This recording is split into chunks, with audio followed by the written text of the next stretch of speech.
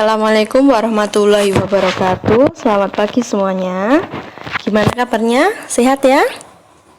Nah, pada pertemuan kali ini kegiatan kita yang kelima, kita akan mempelajari tentang nilai optimum suatu bentuk objektif. Silahkan dibuka buku pendampingnya halaman 20. Sudah? Oke.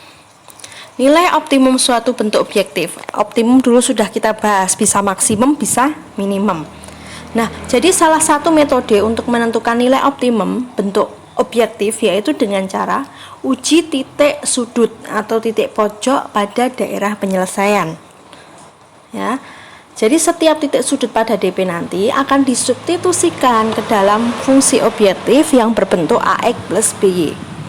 Nanti nilai terbesar merupakan nilai maksimum dan nilai terkecil merupakan nilai minimumnya. Bagaimana caranya? Langkah yang pertama, menentukan DP-nya dulu. Kita harus bisa menggambar DP ya, menentukan DP-nya yang mana. Setelah itu kita tentukan titik-titik sudut pada DP. Nah, di sini hanya sudut pada DP. Kalau nggak pada DP tidak ya. Di sudut pada DP. Lalu yang ketiga, kita akan menguji coba dengan cara mensubstitusi titik sudut ke bentuk objektifnya. Lalu yang keempat, nah di sini terakhir baru kita bisa menentukan nilai optimumnya. Contoh, diketahui suatu sistem pertidaksamaan dari suatu program linear X lebih dari 0, Y lebih dari 0, X plus Y lebih dari sama dengan 10, 3x plus Y lebih dari sama dengan 5, X Y anggota bilangan real. Tentukan nilai minimum dari bentuk objektif 150x plus 200Y. Jawab. Langkah pertama, kita menentukan DP-nya dulu ya. Nah, berarti kita nyari titik potong terhadap sumbu X dan sumbu Y. Ini yang sudah kita pelajari kemarin. Ketika Y-nya 0, X-nya 10, ketika X-nya 0, Y-nya 5. Jadi titiknya 10,0 dan 0,5. Pertidaksamaan yang kedua pada soal, 3X plus Y lebih dari sama dengan 15. Sama, kita cari pembuat nolnya. Seperti ini. Nah, setelah itu, siapkan koordinat kartesius. Cari titik-titiknya ada di mana. Nah, di sini ada 10,0 dan 0,5, ada 5,0 dan 0,15. Setelah itu kita hubungkan. Oke. Nah, kalian lihat pertidaksamaannya. Pada yang melalui 10,0 dan 0,5 ya, itu kan lebih dari, X-nya positif lebih dari, berarti ngarsirnya ke kanan. Begitu pula yang bawah, positif arahnya ke kanan juga. Jadi DP-nya ini saya hanya mengarsir DP-nya saja. Jadi karena ke kanan semua, yang kena dua-duanya arsirannya adalah daerah yang saya arsir ini.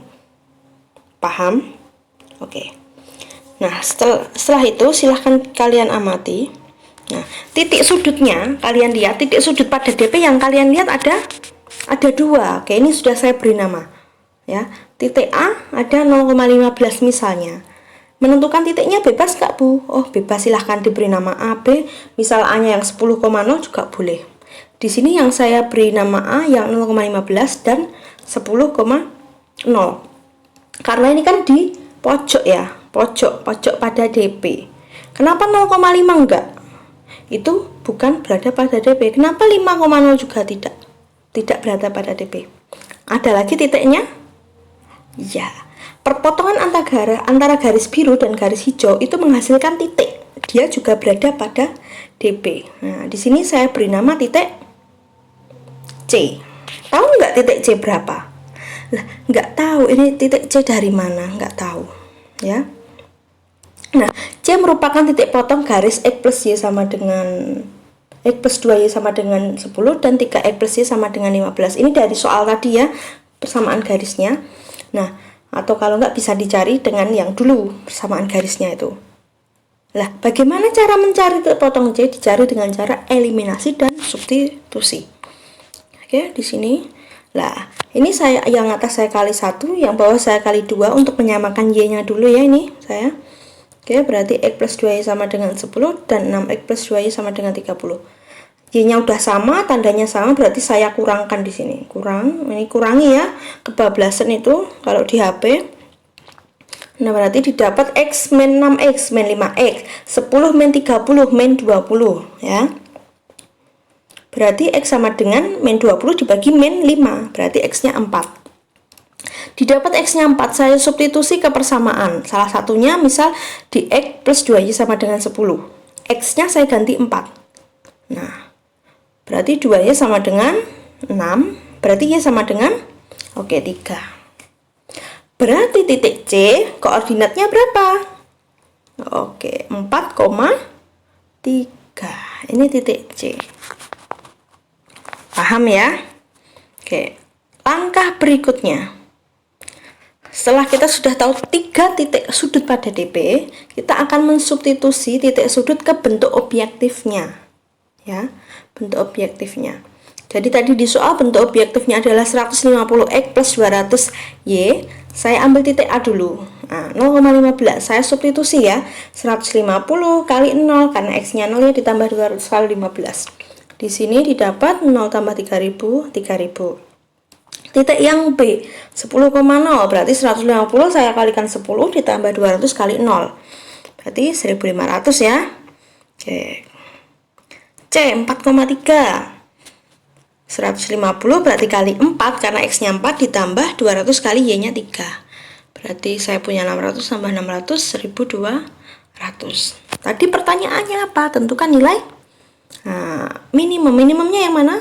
Lah, ini minimumnya. Ini meleset ya. Bunderannya ini harusnya di 1200 itu ya, itu merupakan nilai minimumnya.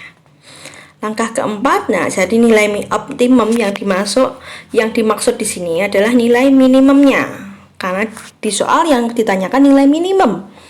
Nah, di sini nilai minimumnya adalah 1200 pada titik C, 4,3. Jadi 1200 itu ketika nilai X-nya 4 dan nilai Y-nya 3. Ada pertanyaan? Belum ada. Ya. Hari ini materi kita cukup itu dulu saja. Silahkan dipelajari, dilihat berkali-kali videonya. Kalau ada pertanyaan boleh ditanyakan. Silahkan mencoba di buku pendamping uji kompetensi 2.6 halaman 21 ya. 3 nomor saja, nomor 4, 8, dan 9. Nah, nomor 4 itu kan sama seperti contoh, sedangkan nomor 8 dan 9 soal cerita. Gimana, Bu? Nah, kalau soal cerita berarti kalian harus bisa membuat model matematikanya di pertemuan sebelumnya. Jadi pertemuan sebelumnya itu kita gunakan dalam pertemuan ini ya. Jadi kalau ada soal cerita kalian harus bisa menentukan modelnya dulu. Lah dari model nanti digambar DP dan seterusnya seperti langkah yang tadi. Oke, bisa dipahami?